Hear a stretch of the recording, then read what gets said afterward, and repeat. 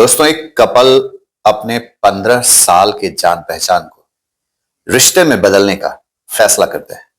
क्योंकि दोनों का परिवार भी आपस में एक दूसरे को जानता था, इसलिए इस फैसले पर दोनों के परिवार ने मिलकर मुहर लगा दी। लेकिन जब ये रिश्ता पक्का हो गया, जब ये फाइनल हो गया कि अब उन दोनों की शादी होनी है, तो शादी के पहले परिवार ने सोचा कि एक एंगेजमेंट की सेरेमनी रखी जाए। दोनों परिवार ने मिलकर एंगेजमेंट की सेरेमनी प्लान की और एक तय समय के अनुसार उन दोनों की एंगेजमेंट हो गई। लड़का जिसका नाम गिरीश है और लड़की जिसका नाम शुभा है। जैसा कि मैंने बताया कि ये दोनों के परिवार आपस में एक दूसरे को जानते थे, लड़का भी एक दूसरे को और लड़की एक दूसरे को जानते थे, इसलिए दोनों परिवार ने मिलजुल कर एंगेजमेंट सेरेमनी का आयोजन किया और फिर दोनों की एंगेजमेंट कर दी गई। अब जब एंगेजमेंट हो गई तो गिरीश ने शुभा से फोन पर बात करने की इच्छा जाहिर की एंगेजमेंट के बाद।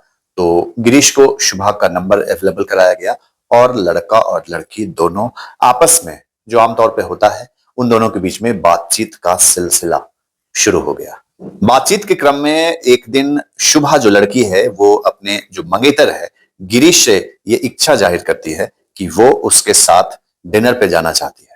गिरीश शुभा के इस डिमांड को सहज स्वीकार कर लेता है और दोनों मिलकर प्लान करते हैं कि वो एक दिन डिनर पे रेस्टोरेंट में जाएंगे, खाना खाएंगे। होता भी ऐसा ही है।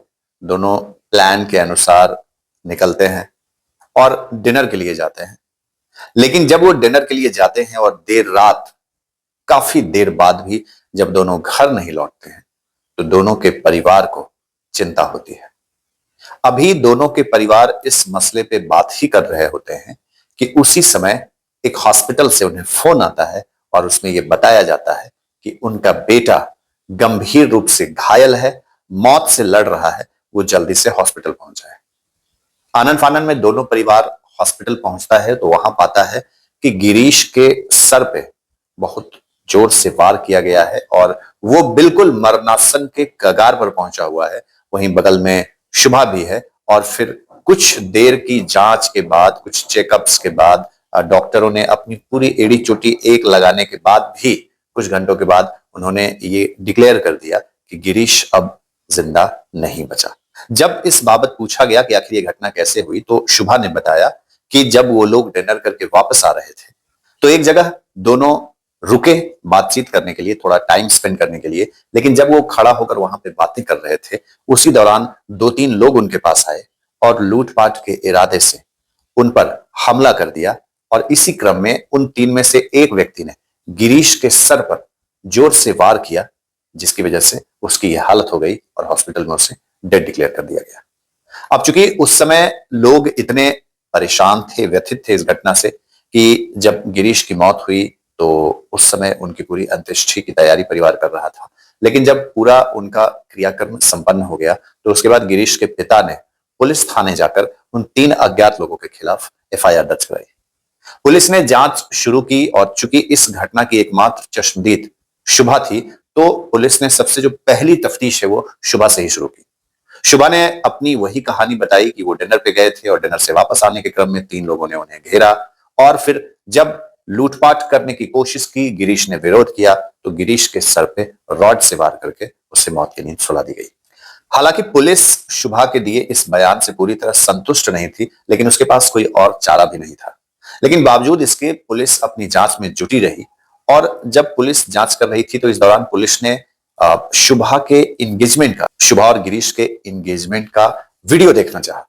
परिवार वाले ने एंगेजमेंट का वीडियो उन्हें मुहैया कराया और वीडियो में जब पुलिस ने बहुत डिटेल से देखा तो पुलिस ने पाया कि एंगेजमेंट के समय गिरीश तो काफी खुश है, लेकिन शुभा का चेहरा बिल्कुल उतरा हुआ है। पुलिस ने इस बात को गंभीरता से लिया, नोटिस किया। हालांकि उसके पास कोई ठोस आधार नहीं था, फिर भी अंधेरे में तीर चलाते हुए शुभा से एक बार फिर ऐसा पूछा गया कि आखिर वो अपने एंगेजमेंट में इतनी उदास क्यों है, तो उसने उसका एक ढुलमुल सा जवाब देकर पुलिस को वहां से रफा दफा कर दिया। लेकिन पुलिस की नजर अब शुभा पे लगी हुई थी। इसी दौरान शुभा का कॉल डिटेल निकाला गया और कॉल डिटेल में यह पाया गया कि पिछले कुछ दिनों से शुभा एक नंबर पे लगातार बहुत बार बात कर रही थी और जिस दिन ये घटना घटी उस दिन उस नंबर पे 70 बार कॉल पे बात की गई थी। अब पुलिस चौकन्ना हो गई और तुरंत उसने उस नंबर को ट्रेस किया तो वो नंबर अरुण नाम के एक शख्स का निकला। जब जांच आगे बढ़ाई गई तो पता चला कि यह अरुण नाम का शख्स शुभा के ही कॉलेज में पढ़ने वाला है। जल्द ही उसे ट्रेस किया गया और पुलिस ने उसे अरेस्ट किया, पूछताछ किया तो अरुण ने पुलिस के सवालों का सीधा सीधा जवाब दिया। उसने ये तो स्वीकार किया कि हाँ, वो शुभा को जानता है, वो दोनों एक ही कॉलेज में पढ़ते थे और दोनों आपस में प्रेम भी करते थे, लेकिन इस हत्याकांड में उनका कोई हाथ नहीं है, इससे उनका कोई वास्ता नहीं है। हालांकि जब पुलिस तफ्तीश के लिए उसके कॉलेज पहुंची तो कॉलेज में भी कॉलेज के जो स्टाफ थे, टीचिंग नॉन टीचिंग स्टाफ थे और कुछ लोगों ने बताया कि शुभा और गिरीश एक दूसरे को बेहद प्यार करते थे। पूरा कॉलेज उनके प्रेम के किस्से जानता था और दोनों एक दूसरे से शादी भी करना चाहते थे, लेकिन चूंकि परिवार तैयार नहीं था इसलिए उन दोनों की शादी नहीं हो सकी। अब चूंकि अरुण को पुलिस गिरफ्तार करने के बाद, पूछताछ करने के बाद कोई ठोस प्रमाण उसके खिलाफ इकट्ठा नहीं कर पाई, इसलिए पुलिस ने अरुण को छोड़ दिया, लेकिन फिर से वापस वो शुभा से इंटरोगेशन करना चाहते थे और इसके बाबत एक बार फिर से पुलिस जो है वो शुभा के पास पहुंचती है।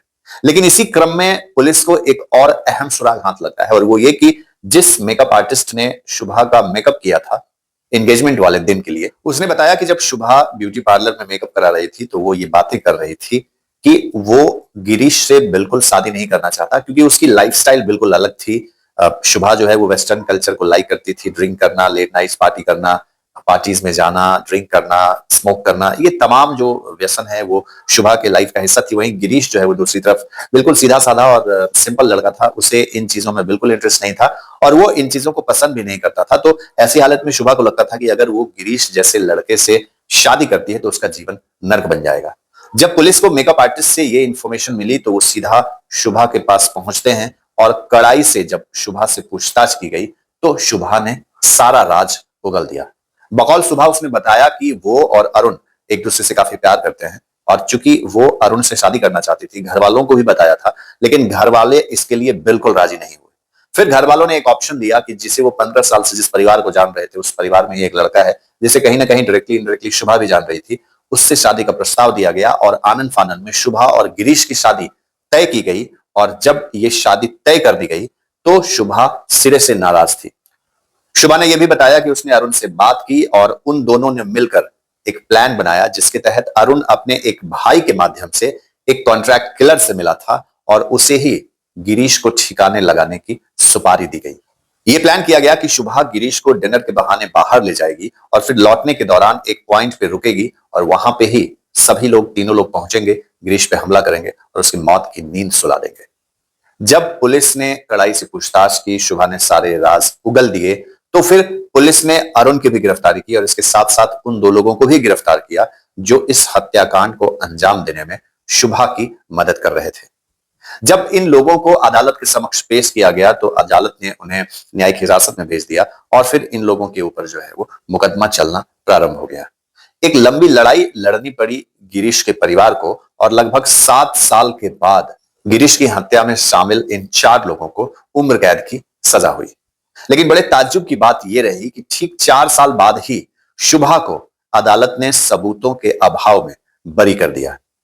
उनका कहना था, कोर्ट का कहना था कि शुभा के खिलाफ कोई पुख्ता प्रामाणिक सबूत नहीं है, इसके अभाव में, सबूतों के अभाव में कोर्ट जो है वो शुभा को बरी कर रहा है।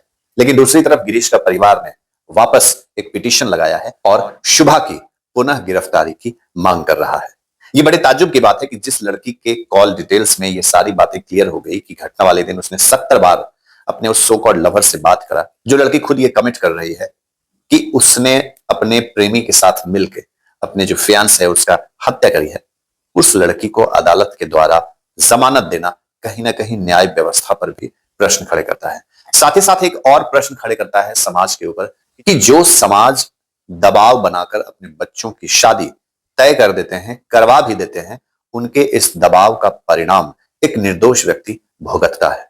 गिरीश को भी ऐसे ही एक परिस्थिति का शिकार होना पड़ा। मजबूरी में लड़की शादी कर रही थी पर उसकी कीमत गिरीश ने अपनी जान देकर चुकाई। परिवार का रो रो कर बुरा हाल है। जिसने कितने सपने देखे थे अपने बहू के स्वागत करने का, वही आने वाली बहू उनके बेटे की कातिल थी। तो आज अनसेंसर्ड की ये कहानी आपको कैसी लगी हमें कमेंट करके जरूर बताइए। चैनल को जरूर सब्सक्राइब कीजिए। जल्द ही मुलाकात होगी नए एपिसोड में नई कहानी के साथ। तब तक अपना बहुत बहुत ख्याल रखिए, स्वस्थ रहिए, सुरक्षित रहिए। बहुत बहुत धन्यवाद। नमस्कार।